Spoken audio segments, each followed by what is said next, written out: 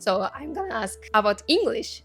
How did you learn English? In Argentina, we have like bars where people go and you say, I want to speak, and you speak with people that know English, and it's like a thing to practice. Well, when I was a little boy, just across the street from my house, there was a kindergarten in English. Actually, my first friend ever was a Japanese girl called Miu. Oh. こんにちは、皆さん。サックス奏者の及川陽菜です。風邪ひきずっててすごい声してるんですけど、本日はスペシャルなゲストをお呼びしました。ギターのハビエル・マドラーゾさんです。I just realized. I was like, oh no. Okay, well, I'm Javier Madrazo. I'm a composer, arranger, a guitar player. Yeah. Yes, and Ben Freidkin さんです。Hey, I'm Ben Freidkin. I play drums, I compose music, and what else do I do? I speak English. そうです。お二人は、ハビエルさんがアルゼンチン出身で、ベンさんがイスラエル出身ということで、今回は、My voice is very... It's okay. Yeah. 英語について聞こうと思います、今回は。So, I'm gonna ask about English. You know, you guys are like from Argentina and Israel. Like,母国語がスペイン語とあとヘブライ語なんですね。だから、and you guys very fluent in English.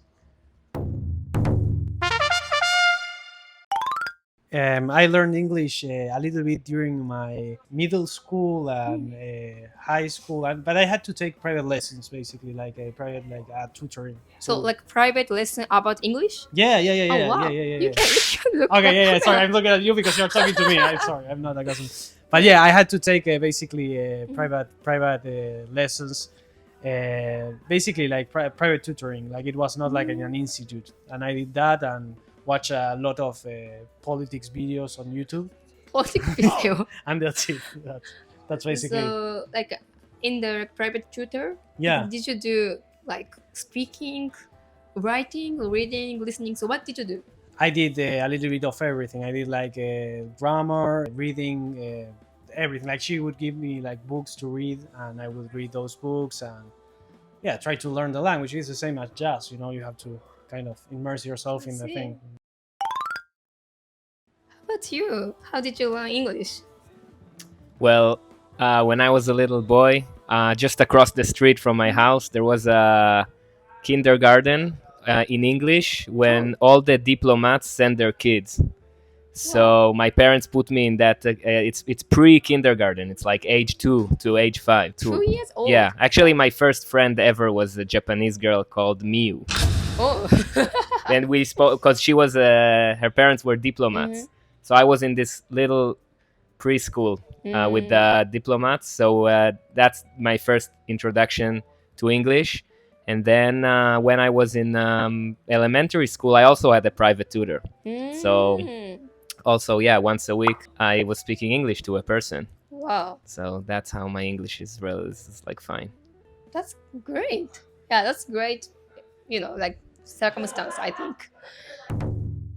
And I would like to ask you guys, did you feel any struggle like to speak English after coming to US?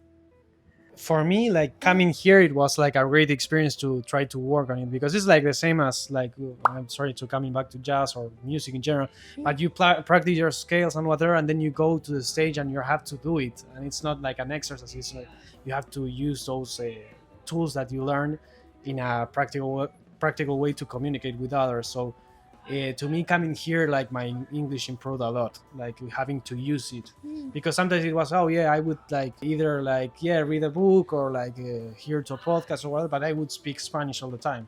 So it's how much I was practicing. It was once a week or twice a week. Here is all the time, you know, because I have to do it. So in a little sense, it's like generating like a little bit of difficulty of having to do it in order to do it, you know? So like from Japanese people, we didn't have any chance to speak English in Japan. So, but you guys very fluent in English. So I didn't think you guys had that kind of feeling like about speaking English. Yeah. How about you? Oh.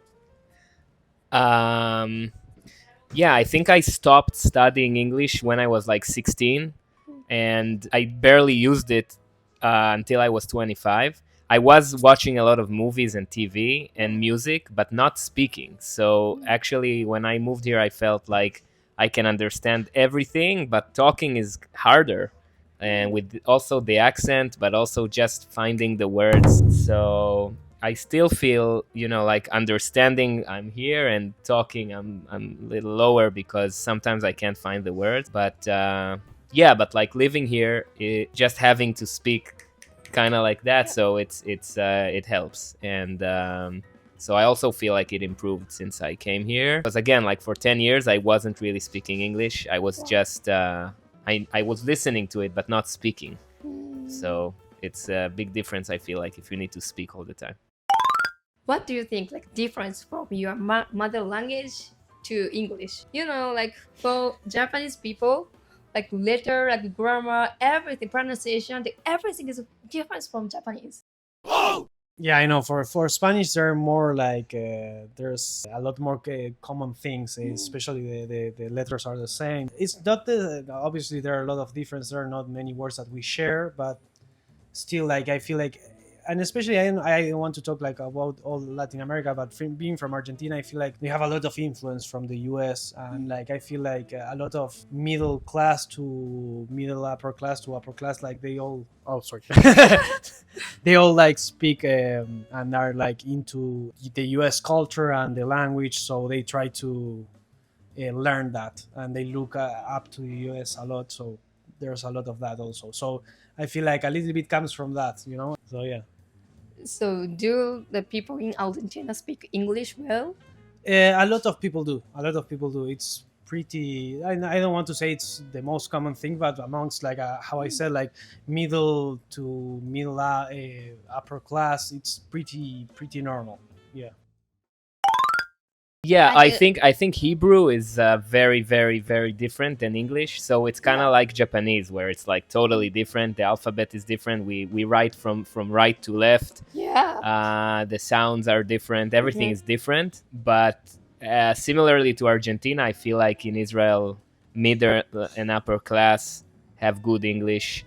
I think the education system there is trying to have people speak good English. And like in Japan, you have your own TV, but like in Israel, most of the things are American. So and the music, like there's a lot of English. So yeah, so the language is very different than English, but I feel like people, at least middle class and upper class, are encouraged to speak it, to study it and speak it. Yeah, so that's what I think.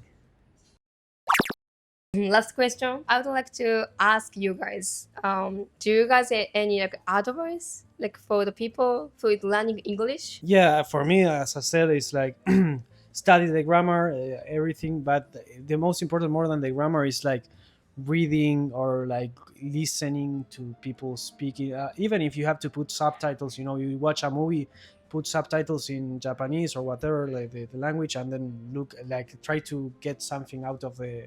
I remember when I couldn't, like I could read better than I could understand, I would put like subtitles in English, and I would listen in English and have subtitles in English because I wasn't as fast, and then you progress from there. And also like speaking it, like I know back in Argentina we have like bars where people go, they don't know English, and you go and you say I want to speak, and you speak with people that know English, and it's like a thing to practice. I think like nowadays you could have 1,000 apps that do that. You can speak to someone, and yeah. So try to use it and practice, but use it also, basically. Yeah, my advice. Well, I studied French in high school for a few years, and I can't speak French at all. So like I think. But actually, in high school, I was pretty decent in French. And after I was in Paris, just for a few weeks, I already was better. So I just feel like you need to do it. You need to speak. So you need to find a partner and speak with them English, like expose yourself. So movies and TV, that's like where you're listening and trying to absorb, but then also speaking.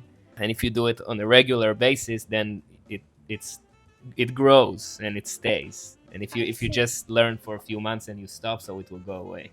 That's my advice. That's good. そうじゃあ最後に彼ら本当素晴らしいミュージシャンで CD を出してるので宣伝をしたいと思います。